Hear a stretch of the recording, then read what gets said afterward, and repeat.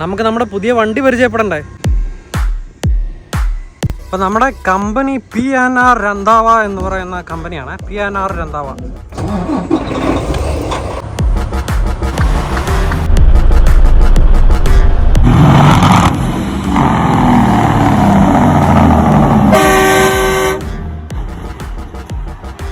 Hi, good morning. അപ്പോൾ രാവിലെ 8 മണിയായി. നമ്മൾ ചെറിയ ഉറക്കത്തിലൊക്കെ ആയിരുന്നു. അല്ല, നമുക്ക് ഡോക്ക് കിട്ടിയിട്ടുണ്ട്. 8 മണിയായപ്പോൾ ഷിപ്പർ തുറന്നേ. 341 എന്ന് പറയുന്ന ഡോക്കിലേക്ക് ഇട്ടോളാൻ പറഞ്ഞു. ഉറക്കമൊന്നും അങ്ങനെ ശരിയായില്ല. ഈ ഒറ്റയ്ക്ക് ഉറങ്ങുമ്പോഴത്തേക്കും ഉണ്ടല്ലോ, എന്തായാലും ഒക്കെ ഒച്ച കേൾക്കുമ്പോഴത്തേക്കും നമ്മളൊന്ന് ചാടിയാണ്. എനിക്ക് എന്തായാലും പ്രശ്നമുണ്ടോയെന്ന് അറിയാം.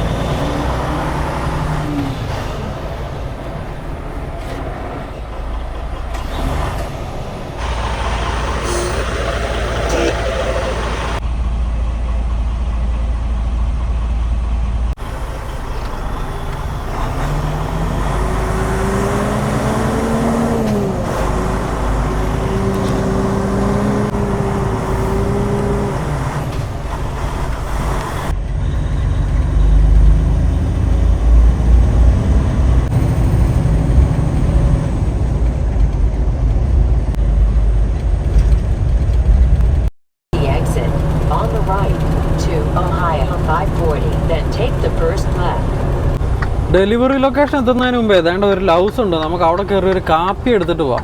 കാരണം എന്നാലും നമ്മൾ റീസെറ്റ് ഇട്ടതാ മറ്റേ ആ വെയർ ഹൗസിൽ കിടന്നിട്ട് തന്നെയല്ലേ. രാവിലെ ഒരു കാപ്പി ഒന്നും കുടിക്കാൻ പറ്റില്ലേ.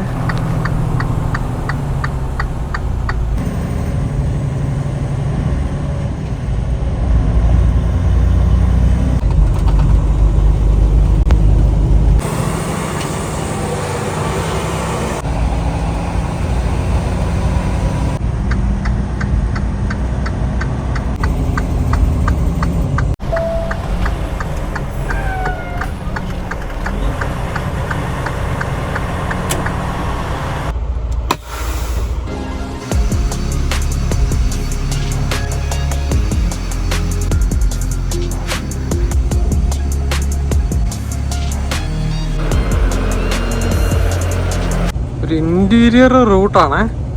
പറഞ്ഞാൽ ഒരു ചെറിയ വില്ലേജിൻ്റെ അകത്തെ കൂടെ പോണേ.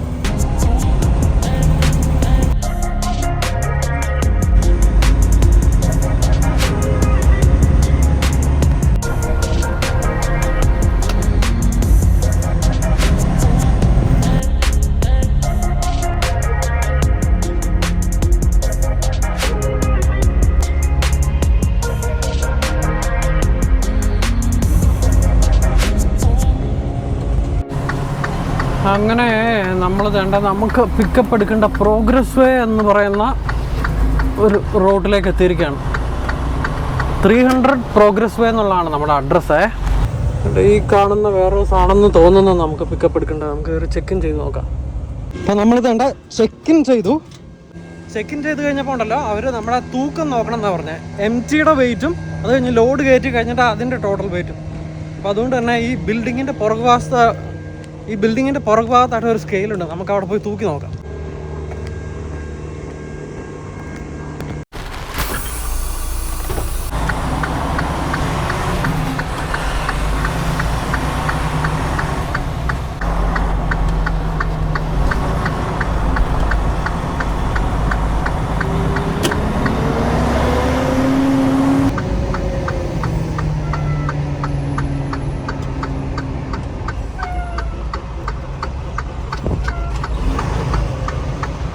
ഓക്കെ, അപ്പോൾ വേണ്ട ഈ കാണുന്നതാണ് സ്കെയില്. നമ്മൾ വേണ്ട ഇവിടെ തൂക്കി കഴിയുമ്പോഴത്തേക്ക് അതിലേതെങ്കിലും ഒരു ഡോറിൽ നിന്ന് നമുക്കൊരു തംസപ്പ് പറയുമെന്നാണ് പറയണം കേട്ടോ. അപ്പോൾ നമുക്ക് ആരെങ്കിലും തംസപ്പ് പറയുന്നുണ്ടോ എന്ന് നോക്കാം.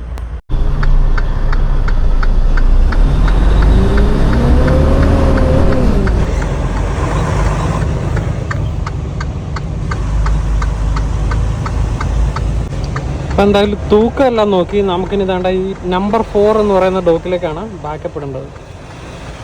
നമ്പർ 4.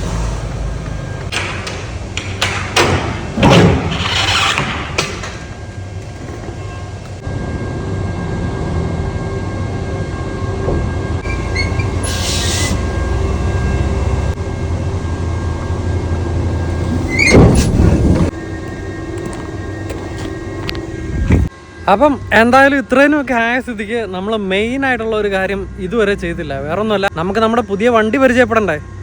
പ്രത്യേകിച്ച് പരിചയപ്പെടാനൊന്നുമില്ല. നമ്മൾ പീറ്റർബിലിറ്റി വരുന്നതിന് മുമ്പ് ഓടിച്ചുകൊണ്ടിരുന്ന ഫ്രൈറ്റ് ലൈനർ ആണല്ലോ. അപ്പം നമ്മുടെ വണ്ടി ഫ്രൈറ്റ് ലൈനറിൻ്റെ കാസ്കേഡിയ എന്ന് പറയുന്ന വണ്ടിയാണ്. നമുക്ക് എന്തായാലും ഒന്ന് അകത്ത് കയറി പരിചയപ്പെടാം. അപ്പോൾ നമ്മുടെ കമ്പനി P&R രന്താവ എന്ന് പറയുന്ന കമ്പനിയാണ്. P&R രന്താവ. അപ്പോൾ ഷോർട്ട് ഫോമിൽ നമ്മൾ P&R എന്നേ പറയാറുള്ളൂ. ഒരു ബേസിക്കലി പഞ്ചാബി കമ്പനിയാണ്. ഉള്ളിലേക്ക് വന്നു കഴിയുമ്പോൾ ഉണ്ടല്ലോ, തുടക്കത്തിൽ തന്നെ വേണ്ട ഇവിടെ 2-3 വള്ളികളൊക്കെ നമുക്ക് കാണാൻ കഴിയും. ഇത് വേറൊന്നുമല്ല, നമ്മൾ ഈ ഒരു വണ്ടിക്കകത്ത് ഉപയോഗിക്കുന്ന ഇലക്ട്രോണിക് ലോഗ് വേണ്ട നമ്മുടെ പീറ്റർബിലിറ്റിൻ്റെ അകത്ത് ഇവിടെ ഒരു സ്ക്രീൻ പോലെയുള്ള ഒരു സാധനം ഇല്ലായിരുന്നു. അത് ഒമ്നിട്രാക്ക് എന്ന് പറയുന്ന ഒരു ELD ആയിരുന്നേ. അതേസമയം നമ്മുടെ ഈ പുതിയ കമ്പനിയിൽ ഉപയോഗിക്കുന്ന ELD മോട്ടീവ് എന്ന് പറയുന്ന ഒരു ഇലക്ട്രോണിക് ലോഗിൻ്റെ ബ്രാൻഡാണ്. അപ്പോൾ അത് നമുക്ക് ശരിക്കും പറഞ്ഞാൽ അതിനൊന്നെങ്കിൽ നമ്മുടെ ടാബ് ഉണ്ടല്ലോ, ഒന്നെങ്കിൽ ടാബ് ഉപയോഗിക്കാം, അല്ലാന്നുണ്ടെങ്കിൽ നമ്മുടെ ഫോണാണെങ്കിലും അതിൻ്റെ അകത്ത് ഉപയോഗിക്കാം. അപ്പോൾ ഇതിൻ്റെ അകത്ത് ബ്ലൂടൂത്തും വൈഫൈയും ഈ വണ്ടിയുടെ തന്നെ കാര്യങ്ങളിലേക്ക് കണക്ട് ചെയ്തിട്ടുണ്ടാവും. അപ്പോൾ ഈ വണ്ടി മൂവിങ്ങിൽ ഈ ബ്ലൂടൂത്തിൽ നമുക്ക് ഇതിൻ്റെ അകത്ത് ഒന്നെങ്കിൽ ഫോണിൻ്റെ അകത്ത് അല്ലെങ്കിൽ ടാബിനകത്ത് അറിയാൻ കഴിയുമെന്നുള്ളതാണ് അതിൻ്റെ ഒരു സെറ്റപ്പ്. അപ്പോൾ അതിന് വേണ്ടിയിട്ടുള്ള കണക്ഷൻസാണ് അതെല്ലാം. അപ്പോൾ വേണ്ട ഇപ്പോൾ നമ്മൾ കാണിച്ച ആ ഒരു വയറിങ്ങുകളുണ്ടല്ലോ, അതെല്ലാം പോകുന്നത് വേണ്ട ഒന്ന് ആ ഒരു ഡിവൈസ്, അതോടൊപ്പം തന്നെ ഇത് ടോളിന് വേണ്ടിയിട്ടുള്ള ഡിവൈസാണ്.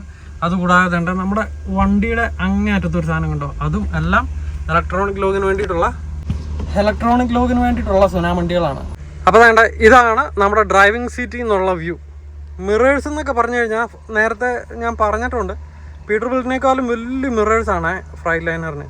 അപ്പോൾ ആദ്യം നമ്മൾ ഫ്രൈറ്റ് ലൈനർ ഓടിച്ചിട്ട് പീറ്റർബിലിറ്റിലേക്ക് വന്നു കഴിഞ്ഞപ്പോഴത്തേക്ക് നമുക്ക് അയ്യോ ഇതന്നെ ഇതിൻ്റെ മിറർ തീരെ ചെറുതാണല്ലോ, നമുക്ക് ഇതിൽ കാണുന്ന പോലെ ഡീറ്റെയിൽ ആയിട്ട് ബാക്കിൽ നിന്ന് കാണാൻ പറ്റുന്നില്ലല്ലോ എന്നുള്ളൊരു കംപ്ലയിൻറ്റ് ഉണ്ടായിരുന്നു. പയ്യെ അതുമായിട്ട് യൂസ് ടു ആയി. പക്ഷേ ഇപ്പോൾ പീറ്റർബിലിറ്റി ഓടിച്ചിട്ട് ഞാൻ തിരിച്ചിപ്പോൾ ഫ്രൈറ്റ് ലൈനറിലേക്ക് വന്നു കഴിഞ്ഞപ്പോഴത്തേക്ക് എനിക്ക് തോന്നുന്നത് എന്നാന്ന് വെച്ച് കഴിഞ്ഞാൽ ഇത്രയും വലിയ മിറർ ഇരിക്കുന്നതുകൊണ്ട് അതിൻ്റെ അപ്പുറമുള്ള സൈഡുകളെല്ലാം നമുക്ക് ബ്ലൈൻഡ് സ്പോട്ടാണ്. ഇപ്പോൾ ചെന്ന് ഒരു വളവെടുക്കാൻ നേരത്തെ ലെഫ്റ്റോ റൈറ്റോ തിരിയാൻ നേരത്തെ നമ്മൾ നോക്കുമ്പോൾ ഇതുകൊണ്ട് ഇത്രയും വലിയൊരു പ്രതലമാണ് നമ്മുടെ വിഷൻ ബ്ലോക്ക് ചെയ്തുകൊണ്ടിരിക്കുന്നത്. അപ്പോൾ നമുക്ക് ഇങ്ങനെയെല്ലാം ചാഞ്ഞും ചെരിഞ്ഞും ആ ഒരു സ്ഥലം നോക്കേണ്ടി വരും. അപ്പോൾ സംഭവം വേറൊന്നുമല്ല, എല്ലാത്തിനും അതിൻ്റെതായ പ്ലസും മൈനസും ഉണ്ട്. ഓരോന്നുമായിട്ട് നമ്മൾ എത്രമാത്രം അഡാപ്റ്റ് ആവുന്നു എന്നുള്ളതാണ് അതിൻ്റെ ഒരു ഇത്. അങ്ങനെ ഇതേണ്ട സ്റ്റിയറിംഗ് ഒന്നും നമ്മൾ പ്രത്യേകിച്ചൊന്നും പറയാനില്ല. തന്നെയല്ല, നമ്മൾ നോക്കിക്കഴിയുമ്പോൾ പീറ്റർബിലിറ്റിൻ്റെ ആ ഒരു ലക്ഷറി നിങ്ങളിതിൽ എക്സ്പെക്റ്റ് ചെയ്യരുത് കേട്ടോ. ലക്ഷറിയസ് എപ്പോഴും പീറ്റർബിലിറ്റിയും കൻവർത്തും ആയിരിക്കും.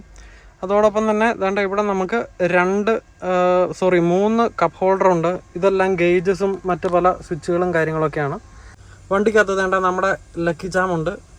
ഇനി വേണ്ട നമ്മൾ തിരിച്ച് സ്ലീപ്പറിലേക്ക് വന്നു കഴിയുമ്പോൾ ഉണ്ടല്ലോ, വേണ്ട ഇതാണ് നമ്മുടെ സ്ലീപ്പറിൻ്റെ ഒരു സെറ്റപ്പ്. നോക്കിക്കേ, ശരിക്കും 2 ബെഡ് ഉണ്ട് കേട്ടോ. ഈ ബെഡ് നമ്മൾ മുകളിലേക്ക് മടക്കി വെച്ചേക്കുന്നതാണ്. ഇതാണ് നമ്മുടെ ബെഡ്. മൈക്രോവേവ് ഓവനുള്ള സ്പേസ് ഒക്കെ ഉണ്ടെന്നുണ്ടെങ്കിൽ അവിടെ മൈക്രോവേവ് ഇല്ല കേട്ടോ. കാരണം ഈ സിംഗിൾ റൈഡുകൾക്കൊന്നും ആരും കമ്പനികളും മൈക്രോവേവ് ഒന്നും കൊടുക്കില്ലെന്നാണ് എനിക്ക് അറിയാൻ കഴിഞ്ഞത്. കാരണം ഒരു ദിവസം പോയിട്ട് തിരിച്ചു വരുന്നതല്ലേ. പക്ഷേ നമുക്ക് ഫ്രിഡ്ജും കാര്യങ്ങളും എല്ലാം ഉണ്ട്. വലിയ ഫ്രിഡ്ജ്, നമുക്ക് ഒറ്റയ്ക്ക് യൂസ് ചെയ്യാൻ പറ്റുന്ന ഒരു ഫ്രിഡ്ജ്. ആകെ കൂടി അത്രയും ഫുഡേ നമുക്കുള്ളൂ. ഒരു ദിവസത്തേക്കുള്ള യാത്രയാണല്ലോ. ഫ്രിഡ്ജ് മാത്രമല്ല, ഇത് ഫ്രീസറാണ്. ഇപ്പുറത്തെ സൈഡിലേക്ക് വരുമ്പോഴത്തേക്കും വേണ്ട സ്ലീപ്പറിൻ്റെ AC കൺട്രോൾസും ലൈറ്റിംഗ് കൺട്രോൾസും കാര്യങ്ങളും എല്ലാം. അതോടൊപ്പം തന്നെ സ്റ്റോറേജ് എന്ന് പറഞ്ഞാൽ വലിയ സ്റ്റോറേജ് കേട്ടോ. മുകളിൽ മാത്രമല്ല താഴത്തേക്കും നമുക്ക് സ്റ്റോറേജുകളുണ്ട്. അതോടൊപ്പം തന്നെ വേണ്ട ഈ 2 സ്റ്റോറേജ് മുകളിലും വലുത്.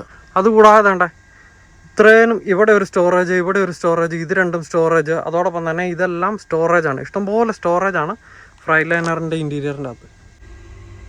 അപ്പോൾ അങ്ങനെയൊക്കെ ഇരിക്കുന്നു നമ്മുടെ പുതിയ വിശേഷങ്ങൾ. എന്തായാലും കംപ്ലീറ്റ് ഒരു ഡിഫറെൻ്റ് എക്സ്പീരിയൻസ് ആണ്. കാരണം പല പ്രാവശ്യം പറഞ്ഞിട്ടുള്ള പോലെ നമ്മൾ ടീം ഡ്രൈവിങ് മാത്രമാണല്ലോ ഇതുവരെ ചെയ്തിട്ടുള്ളത്. അപ്പോൾ ഈ സിംഗിൾ ഓടിച്ചവരെല്ലാം സിംഗിൾ ഇന്ന് മാറുന്നതിനെക്കുറിച്ച് അയ്യോ സിംഗിൾ ഓടി മാറി ഒരാളുമായിട്ട് ഷെയർ ചെയ്യുന്നത് ബുദ്ധിമുട്ടാണ്, മറ്റേ മറിച്ചെന്നൊക്കെ ഇങ്ങനെ പറയും. പക്ഷെ എന്നെ സംബന്ധിച്ചിടത്തോളം നേരെ തിരിച്ച, തുടക്കം മുതലേ ടീം ഓടിച്ചുകൊണ്ടും അതുകൂടാതെ എന്ത് കാര്യത്തിലും എന്ത് അഡ്വഞ്ചറിലും ഒരു കൂട്ടുണ്ടെങ്കിൽ എനിക്കതൊരു ചിലപ്പം വലിയ എപ്പോഴും വർത്തമാനം പറഞ്ഞ് അങ്ങ് തിരക്ക് പിടിച്ചിരിക്കണം എന്നൊന്നുമില്ല. എന്നാലും നമ്മുടെ കൂടെ ഒരാളുണ്ടെന്നുണ്ടെങ്കിൽ നമുക്കൊരു എന്തെങ്കിലും അത്ഭുതം തോന്നി, എന്തെങ്കിലും ഒരു കാഴ്ച കണ്ടു, അയ്യോ ഇതേണ്ട അത് കണ്ടോ ഇത് കണ്ടോ എന്നൊക്കെ പറഞ്ഞ് നമുക്കൊന്ന് ഷെയർ ചെയ്യുന്നത് എനിക്ക് ഭയങ്കര ഇഷ്ടമാണ്. അപ്പോൾ അതുകൊണ്ട് തന്നെ ഭയങ്കരമായിട്ട് ലോൺലിനെസ് എനിക്ക് ഫീൽ ചെയ്യുന്നുണ്ട്. പയ്യെ ഇതെല്ലാം മാറുമായിരിക്കും.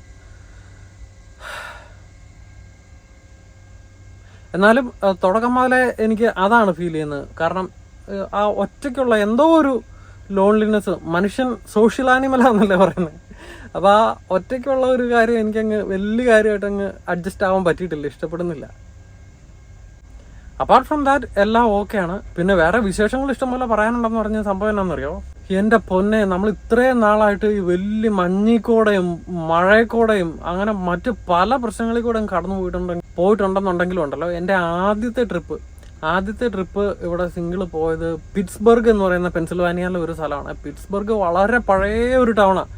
ആ ടൗൺ എന്ന് പറഞ്ഞു കഴിഞ്ഞാൽ ശരിക്കും പറഞ്ഞാൽ ട്രക്കേഴ്സ് സാധാരണ പോകുന്നവരെല്ലാം വെറുക്കുന്ന ഒരു സ്ഥലമാണ്. വളരെ ചെറിയ റോഡുകളും, അതും ഈ ചെറിയ ചെറിയ വില്ലേജസിൻ്റെ ടൗൺസിൻ്റെ അകത്ത് തന്നെ വലിയ വലിയ അപ്പ് ഹിൽസും ഡൗൺ ഹിൽസും ഒക്കെ ഉള്ള ഒരു സെറ്റപ്പ്. അപ്പോൾ നമ്മൾ ഈ കമ്പനി ആദ്യമായിട്ട് ജോയിൻ ചെയ്ത വഴി തന്നെ ഇവരൊരു പുതിയ വണ്ടി എടുത്തായിരുന്നു. അപ്പോൾ ആ വണ്ടീനെ കുറിച്ച് ഇവർക്ക് ഡീറ്റെയിൽ ആയിട്ട് അറിയത്തില്ലായിരുന്നു. പുതിയ വണ്ടി എന്ന് പറഞ്ഞു കഴിഞ്ഞാൽ ഇവർ പുതിയതായിട്ട് മേടിച്ചത്, പക്ഷേ ഒരു യൂസ്ഡ് വണ്ടിയായി. ഏകദേശം 7 ലക്ഷം കിലോമീറ്റർ ഓടിയ ഒരു വണ്ടിയായിരുന്നു. ആ വണ്ടിയാണ് നമുക്ക് തന്നത്. അത് തന്നിട്ട് പറഞ്ഞു, നീ ഓടിച്ച് നോക്ക്, വണ്ടി എങ്ങനെ ഉണ്ടെന്ന് അറിയത്തില്ല, നമ്മളിപ്പോൾ പുതിയതായിട്ട് മേടിച്ചോളൂ, എന്തെങ്കിലും പ്രശ്നം ഉണ്ടാകും മാറ്റി തരാമെന്ന് പറഞ്ഞായിരുന്നു കേട്ടോ. അപ്പോൾ ആ വണ്ടിയായിട്ട് നമ്മുടെ ഈ കമ്പനിക്ക് വേണ്ടിയിട്ടുള്ള എൻ്റെ ആദ്യത്തെ ട്രിപ്പ് പിറ്റ്സ്ബർഗിലേക്ക് പോവുക. അപ്പോൾ സംഭവം എന്താണെന്ന് വെച്ച് കഴിഞ്ഞാൽ, അപ്പോൾ പലവിധ എക്സൈറ്റ്മെൻറ്റുകളും ഉണ്ടല്ലോ, നമ്മൾ അവിടുന്ന് ഇറങ്ങിയതല്ലേ. അപ്പോൾ സംഭവം എന്താണെന്ന് വെച്ച് കഴിഞ്ഞാൽ, നമ്മൾ സിദ്ധിൽ പൊയ്ക്കൊണ്ടിരുന്നപ്പോഴത്തേക്കും എനിക്കും നമ്മുടെ ജോമറ്റുവായയ്ക്കും ട്രക്ക് GPS ഉണ്ടായിരുന്നു. അപ്പോൾ ഈ ജോമറ്റുവായുടെ ട്രക്ക് GPS കുറേ നാളായിട്ട് പുള്ളി ഉപയോഗിക്കാണ്ടിരുന്നതുകൊണ്ട് എന്നോട് പറഞ്ഞു, ഇത് ഉപയോഗിക്കാണ്ടിരുന്ന ചീത്തയെ പോലെ ഞാൻ കുറച്ച് നാൾ അത് ഉപയോഗിച്ചോട്ടെ എന്നുള്ള ഒരു രീതിയിൽ നമ്മുടെ ജോമറ്റുവായുടെ GPS ആയിരുന്നു നമ്മൾ അവസാന ഭാഗങ്ങളിൽ ഉപയോഗിച്ചുകൊണ്ടിരുന്നത്. അപ്പോൾ അതുകൊണ്ട് തന്നെ എൻ്റെ GPS ഞാൻ വീട്ടിലെടുത്ത് വെച്ചേക്കുമായിരുന്നു, ഉപയോഗമൊന്നുമില്ലല്ലോ എന്ന് ഓർത്തേ. അപ്പം നമ്മുടെ സിദ്ധിയിൽ നിന്ന് ഇറങ്ങിയപ്പോഴത്തേക്കും പീറ്റർബില്ലിൽ നമ്മുടെ എല്ലാ സാധനങ്ങളും എടുത്ത് ഞാൻ ഒരു ബാഗിൻ്റെ അകത്താക്കി. ഇനിയിപ്പോൾ നേരെ അത് അപ്പുറത്തെ ട്രക്കിലേക്ക് കൊണ്ടുപോകാനുള്ളതാണല്ലോ, അതിൻ്റെ അകത്തെല്ലാം ഉണ്ടല്ലോ എന്നുള്ളൊരു രീതിയിലിരുന്നു. പക്ഷേ സംഭവം എന്താണെന്ന് വെച്ച് കഴിഞ്ഞാൽ, ആദ്യത്തെ ട്രിപ്പ് ഞാൻ വണ്ടി എടുക്കാൻ വേണ്ടി വന്നു കഴിഞ്ഞപ്പോഴാണ്, എടാ നമ്മുടെ ട്രക്ക് GPS വീട്ടിലിരിക്കുകയാണല്ലോ, നമ്മൾ ഉപയോഗിക്കാത്ത കാരണം അത് ബാഗിൻ്റെ അകത്ത് ഇല്ലല്ലോ എന്നുള്ളൊരു കാര്യം ഓർത്ത്. പിന്നെ ഞാൻ ഓർത്ത് ഇത്രയും നാളായിട്ട് നമ്മൾ പല സ്ഥലങ്ങളിൽ കൂടെ പോകുന്നതല്ലേ, അപ്പോൾ നമ്മൾ ചില സ്ഥലങ്ങളിൽ ചെല്ലുമ്പോഴത്തേക്ക് എല്ലാം ഒന്നും ട്രക്ക് GPS കാണിക്കുകയില്ല, അല്ലെങ്കിൽ ചിലപ്പോൾ ട്രക്ക് പോകുന്ന റൂട്ടാണല്ലേ പുതിയ പുതിയ കാര്യങ്ങളൊന്നും അപ്ഡേറ്റഡ് ആയിരിക്കില്ല. അപ്പോൾ പല സമയങ്ങളിൽ നമ്മൾ ഈ 2 GPS കമ്പയർ ചെയ്തുകൊണ്ടാണ് ഇത്രയും വലിയ വണ്ടിയും കൊണ്ട് പോകുന്നത്. അപ്പം ആ ഒരു കോൺഫിഡൻസ് ഞാൻ ഓർത്തു, ഒരു ട്രിപ്പല്ലേ ഉള്ളൂ, ഇന്ന് പോയിട്ട് നാളെ അങ്ങ് വരുമല്ലോ, നമുക്ക് ഗൂഗിൾ മാപ്പ് ഉണ്ടല്ലോ, അപ്പോൾ നമുക്ക് ഹൈവേ ഒക്കെ കണക്ട് ചെയ്താൽ, അപ്പോൾ അത്യാവശ്യം മാപ്പ് റീഡിങ്ങും എനിക്കറിയാവേ. അപ്പോൾ ആ മാപ്പ് റീഡിങ്ങും വെച്ചിട്ട് നമുക്ക് എന്തായാലും പോയി വരാമെന്നുള്ളൊരു ധൈര്യത്തിൽ ഞാൻ എന്തായാലും വണ്ടി എടുത്ത് പോയി. അങ്ങനെ വണ്ടി എടുത്ത് പോയി രാത്രിയിലായിരുന്നു പിറ്റ്സ്ബർഗ് എത്തിയത്. പിറ്റ്സ്ബർഗ് എത്തി അവിടെ ഡെലിവറി ഒരു വിധത്തിൽ ചെയ്തു, പിക്കപ്പും എടുത്തു കഴിഞ്ഞിട്ടുണ്ടല്ലോ. ഈ പറയുന്ന റൂട്ടുകളെന്ന് പറഞ്ഞാൽ എനിക്കതൊന്നും വീഡിയോ ചെയ്യാൻ പറ്റിയില്ല. അന്ന് പിക്കപ്പ് എടുത്തു കഴിഞ്ഞിട്ട് എനിക്ക് ഇനി തിരിച്ച് നമ്മുടെ യാർഡിലേക്ക് വരണം. ഒരു ഭയങ്കര ഗുദാമ്പ് പോലത്തെ ഒരു സ്ഥലമാണ് ഈ പെൻസിൽവാനിയയിലെ പിറ്റ്സ്ബർഗ് എന്നൊക്കെ പറയുന്ന ഏരിയകൾ. അങ്ങനെ പിറ്റ്സ്ബർഗിൻ്റെ ഔട്ടറിൽ നിന്ന് ഞാൻ പുറത്തേക്ക് ഇറക്കാൻ നോക്കിയിട്ട് ഇങ്ങനെ മേജർ ഹൈവേ എന്ന് പറഞ്ഞാൽ നമ്മുടെ ഇൻ്റർസ്റ്റേറ്റ് ഹൈവേ ഇല്ല, ഈ ചെറിയ കൺട്രി റോഡുകളിൽ കൂടെയൊക്കെയാണ് പോകുന്നത്. ഏത് റൂട്ടിൽ ചെന്ന് തിരിയാൻ നോക്കിയാലും അവിടെ എല്ലാം നോ ട്രക്ക് റൂട്ട്. അതായത് ഭയങ്കര തിരിവും ഒടിവുമുള്ള, നമ്മുടെ മലമ്പ്രദേശത്തെ ഇടുക്കിയിലും വയനാട്ടിലും ഒക്കെ ചെന്നാലുള്ള ടൈപ്പ് റോഡുകൾ. അപ്പോൾ അവിടെ എല്ലാം ട്രക്കിൻ്റെ വെയിറ്റിന് ലിമിറ്റേഷൻ കൊണ്ട് നോ ട്രക്കാണ്. അതോടൊപ്പം തന്നെ ട്രക്കിൻ്റെ വളവും കിട്ടാത്തതുകൊണ്ട് തന്നെ അങ്ങനെ പല സ്ഥലങ്ങളിലും ഇത്. അപ്പം ഓരോ റൂട്ടിലും ചെന്നിട്ട് നമുക്ക് തിരിയേണ്ട ട്രെയിനിലേക്ക് ഞാൻ തിരിയാൻ നോക്കുമ്പോൾ അവിടെ നോ ട്രക്ക് എന്ന് എഴുതി വെച്ചേക്കുക. അങ്ങനെ നോ ട്രക്ക് റൂട്ട് അങ്ങനെയൊക്കെ നോ ട്രക്ക് റൂട്ട് എന്ന് എഴുതിയ റൂട്ടുകളിലേക്ക് എടുത്തുകൊണ്ട് പോയി കഴിഞ്ഞാൽ നമ്മൾ പെടും കേട്ടോ. അങ്ങനെ ഇഷ്ടംപോലെ കഥകളുണ്ട്. നമ്മുടെ ട്രക്ക് വലിയ മലമൂട്ടിൽ പോയി ഒടിഞ്ഞിരിക്കുന്നത്, അവിടുന്ന് രക്ഷപ്പെടുത്താൻ വരാതെ വലിയ അവിടെ തന്നെ ഉപേക്ഷിച്ചിട്ട് വരുന്ന കാര്യങ്ങളും എല്ലാം. അപ്പോൾ അതുകൊണ്ട് തന്നെ എനിക്ക് ഓടിക്കാനൊക്കെ പേടി. എല്ലാന്നുണ്ടെങ്കിൽ താന്ന് കിടക്കുന്ന ലൈൻ കമ്പികളിൽ പോയി വണ്ടി ഇടിക്കും, എല്ലാന്നുണ്ടെങ്കിൽ ചിലപ്പം ഹൈറ്റ് ഇല്ലാത്ത ബ്രിഡ്ജുകളുണ്ടാവും, അതേ പോയി ഇടിക്കും. അങ്ങനെയൊക്കെയുള്ള പ്രശ്നങ്ങളാണ് നമ്മൾ ഈ നോ ട്രക്ക് റൂട്ടിൽ വണ്ടി കൊണ്ടുപോയുള്ള പ്രശ്നങ്ങൾ, പ്രത്യേകിച്ച് ഈ പെൻസിൽവാനിയ പോലെയുള്ള സ്ഥലങ്ങൾ. അവിടെ എന്ത് ചെയ്താൽ ഞാൻ ഈ ഒരു ഹൈവേ ഉണ്ട്, ആ ഹൈവേ കൂടെ ഇങ്ങനെ പൊയ്ക്കൊണ്ടിരിക്കുന്നു, എനിക്ക് ഒരു രീതിയിലും ഡീവിയേഷൻ എടുക്കാൻ പറ്റുന്നില്ല. എവിടെ ചെന്നാലും അത് നോ ട്രക്ക് റൂട്ട്. എൻ്റെ കയ്യിൽ ആകെ ഗൂഗിൾ മാപ്പാണ് ഉള്ളത്. ഗൂഗിൾ മാപ്പ് ആകുമ്പോൾ നമ്മളത് ഇങ്ങനെ കണ്ടിന്യൂ ചെയ്ത് പൊയ്ക്കൊണ്ടിരുന്നാലും നമ്മളെ അങ്ങോട്ട് തന്നെ തിരിച്ചു കൊണ്ടുവരാൻ ശ്രമിച്ചുകൊണ്ടിരിക്കും. അങ്ങനെ ഞാൻ ആ ലൂപ്പിൽ കിടന്നൊരു 1-2 പ്രാവശ്യം കിടന്ന് കറങ്ങി. അന്നേരമാണ് എനിക്ക് ആകെ കൂടി ടെൻഷൻ അടിച്ചു. കാരണം എന്ത് ചെയ്താൽ എനിക്ക് ഹൈവേ കയറാൻ പറ്റുന്നില്ല, ഈ ഒരു ലൂപ്പിൽ കിടന്ന് കറങ്ങുമല്ലേ. അതോടൊപ്പം തന്നെ നമ്മൾ ചുമ്മാ നേരെയുള്ളൊരു ഫ്ലാറ്റ് നല്ല റോഡൊന്നുമല്ല, ഈ ഭയങ്കര വലിയ കയറ്റം ഉണ്ടായിട്ട് ഒരു കയറ്റത്തിൽ നല്ല ഹെവി ലോഡായിരുന്നു അന്ന് എടുത്തത്. അപ്പോൾ ഈ ട്രക്ക് പഴയതായതുകൊണ്ട് ഇതിൻ്റെ കേപ്പബിലിറ്റി നമ്മുടെ കമ്പനിക്ക് അറിയാൻ പാടാത്തത് കൊണ്ടും തന്നെ ഒരു വലിയ കയറ്റം വന്നു കഴിഞ്ഞപ്പോൾ ഈ ഹെവി ലോഡ് കൊണ്ട് നമ്മുടെ വണ്ടി കയറ്റം വലിക്കാതെ വന്നു. പകുതി കയറ്റത്തിൽ വണ്ടി അവിടെ അങ്ങ് നിന്നുപോയി. നമ്മുടെ സിംഗിൾ ലൈന്, നമ്മുടെ പുറകിൽ ഇഷ്ടംപോലെ വണ്ടികൾ ക്യൂ അപ്പ്. നമ്മുടെ പറക്കന്തലേക്കകത്ത് പറയുന്ന പോലത്തെ വലിയ ബ്ലോക്ക് അതാണ് നമ്മുടെ വണ്ടിയുടെ പുറകിൽ. കാരണം നമ്മൾ ഈ ലൈൻ ബ്ലോക്ക് ചെയ്ത് നിൽക്കുവാണല്ലോ, വണ്ടി കയറ്റം കയറുന്നില്ല, കയറ്റത്തിൽ ഇങ്ങനെ കുത്തനെ നിൽക്കുക. ഈ കമ്പനിക്ക് വേണ്ടിയിട്ടുള്ള നമ്മുടെ ആദ്യത്തെ ട്രിപ്പ് ഞാൻ രണ്ടും കൽപ്പിച്ച് വണ്ടി അങ്ങ് ചവിട്ടി നിർത്തിയിട്ട് ദൈവത്തിനോട് പ്രാർത്ഥിച്ചു, എൻ്റെ പൊന്ന് ദൈവം എന്തേലും വള്ളി തരുവാണെന്നുണ്ടെങ്കിൽ അടുത്ത ട്രിപ്പ് എനിക്ക് ഇതാ ഈ കമ്പനിക്ക് വേണ്ടിയിട്ടുള്ള ആദ്യത്തെ ട്രിപ്പല്ലേ. നമ്മുടെ എക്സ്പീരിയൻസും കാര്യങ്ങളും എല്ലാം വിശ്വസിച്ചിട്ട് അവർ റോഡ് ടെസ്റ്റ് പോലും ഈ കമ്പനിയിൽ എടുത്തില്ല. അപ്പോൾ അതുപോലെ വിശ്വസിച്ച് നമുക്കൊരു എക്വിപ്മെൻറ്റ് തന്നു വിട്ടിട്ട് നമ്മൾ സ്റ്റക്കായി പോകുന്ന ആദ്യത്തെ ട്രിപ്പിൽ തന്നെ ഞാൻ അതുപോലെ സത്യം പറഞ്ഞാൽ ഞാൻ വണ്ടി ചവിട്ടി നിർത്തിയിട്ട് ഞാൻ കൈകൊണ്ട് ദൈവമേ ഈ ട്രിപ്പ് പണി തരലേന്ന് ഞാൻ പ്രാർത്ഥിച്ചു. എന്നിട്ട് ഞാനിങ്ങനെ പയ്യെ വീണ്ടും ന്യൂട്രലാക്കി ഫസ്റ്റ് ഗിയർ ഇട്ട്, ഓട്ടോമാറ്റിക് ട്രാൻസ്മിഷൻ ആണല്ലോ നമ്മൾ ഡ്രൈവിലേക്ക് ഇട്ടിട്ട് നമ്മുടെ ആക്സിലും ലോക്ക് ചെയ്ത് ഞാൻ പയ്യെ ചവിട്ടി എടുത്തപ്പോഴത്തേക്കും തമ്പുരാൻ അനുഗ്രഹിച്ച് ഒന്ന് ടയർ കിടന്ന് കറങ്ങിയെങ്കിലും പയ്യെ അങ്ങ് കയറി പോയി. അപ്പോൾ ആ ട്രിപ്പ് എൻ്റെ ഇത്രയും നാളത്തെ ജീവിതത്തിൽ ഞാൻ എന്നെ രണ്ട് കൈയും കൂപ്പി ദൈവത്തിനെ വിളിച്ച ഒരു ട്രിപ്പായിരുന്നത്. എന്നെ എങ്ങനെയും ഒന്ന് ഹൈവേ കയറ്റിത്താ, ഞാനങ്ങ് പൊക്കോളാം, എനിക്ക് ഈ ഒരു ട്രിപ്പിൽ എനിക്ക് വള്ളിയൊന്നും തരല്ലേ, ഞാൻ എങ്ങനെയും തിരിച്ചെത്തിച്ചോട്ടെ എന്നുള്ള ഒരു സാധനം എനിക്ക് തോന്നിയത് കേട്ടോ. വണ്ടി ഓടിക്കാൻ അത്യാവശ്യം അറിയാം എന്നുള്ള അത് അഹങ്കാരം അങ്ങ് മാറി. കാരണം എക്വിപ്മെൻസിൻ്റെയൊക്കെ സപ്പോർട്ടില്ലാതെ നമുക്ക് ഒരു കോപ്പ് എങ്ങും എത്തിയാലേ എവർക്ക് വേണേലും എപ്പോൾ വേണേലും സ്റ്റക്ക് ആവാന്നുള്ള ഒരു കുറേ കാര്യങ്ങളൊക്കെ അവിടെ എനിക്ക് മനസ്സിലായി. അതോടൊപ്പം തന്നെ നമുക്ക് കുറച്ച് അഹങ്കാരമൊക്കെ എവിടെയെങ്കിലും ഉണ്ടായിരുന്നെങ്കിൽ അതെല്ലാം അങ്ങ് പോയി കേട്ടോ. അപ്പോൾ അതായിരുന്നു നമ്മുടെ ഈ കമ്പനിയിലെ ആദ്യത്തെ ട്രിപ്പ്. അപ്പോൾ അങ്ങനെ കുറേ എക്സ്പീരിയൻസുകളും ഉണ്ടായിരുന്നു. അപ്പോൾ ഇതൊക്കെ വരുമ്പോഴത്തേക്കും ഉണ്ടല്ലോ, ഇതിനോടൊപ്പം നമുക്ക് വീഡിയോ ഒരാളല്ലേ ഉള്ളൂ, നമുക്ക് എടുക്കാൻ പറ്റുമോ? നമ്മുടെ മനസ്സ് പല സ്ഥലങ്ങളിലല്ലേ. അപ്പോൾ അങ്ങനെ ഒരു പ്രശ്നം ഉണ്ടായിരുന്നു. അപ്പം അതൊക്കെ ആയിരുന്നു നമ്മുടെ ഈ കമ്പനിയിലെ കഴിഞ്ഞ 2 ആഴ്ചയായിട്ടുള്ള അഡ്വഞ്ചേഴ്സ്. അതുകൊണ്ടാണ് കുറേ നാളായിട്ട് നമ്മുടെ ഒരു ഗ്യാപ്പ് ഒന്നുമില്ലായിരുന്നു വീഡിയോയ്ക്ക് ഇറങ്ങാൻ വേണ്ടിയിട്ട്. വർത്താനെല്ലാം പറഞ്ഞെടുത്തപ്പോഴത്തേക്ക് ലോഡെല്ലാം കയറ്റി കഴിഞ്ഞേ. അടിപൊളി, ഇതാണ് ലോഡ്. അപ്പോൾ നമ്മൾ ഡോർ അടയ്ക്കുന്നതിന് മുമ്പും പോകുന്നതിന് മുമ്പും നമുക്ക് വണ്ടി ഒന്ന് തൂക്കണം.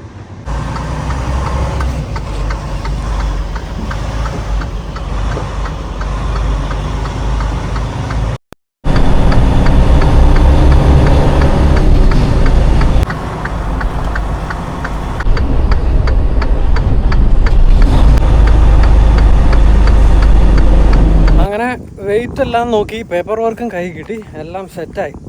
പിന്നെ നമുക്ക് ഡോറും അടച്ച് സീലും ഇട്ട് പയ്യെ വിട്ട് പോയേക്കാം. പോണതിന് മുമ്പേ നമുക്കൊന്ന് കുളിച്ചിട്ട് പോകാം. ഭയങ്കര വെയിലും ചൂടും ആവിയൊക്കെ ആയിരുന്നു.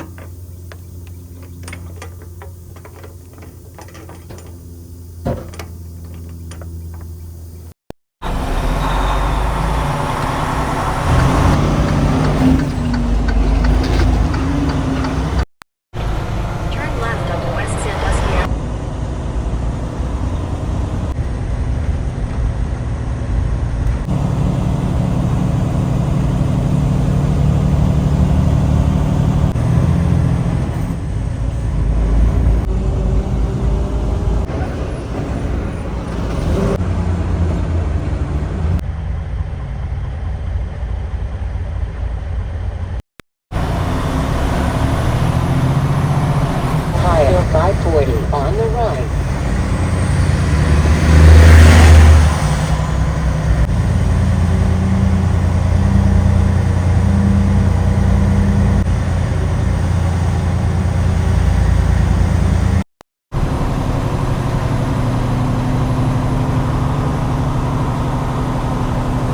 ശരിക്കും എത്രമാത്രം വ്യത്യസ്തമായിട്ടുള്ള കാഴ്ചകളല്ലേ.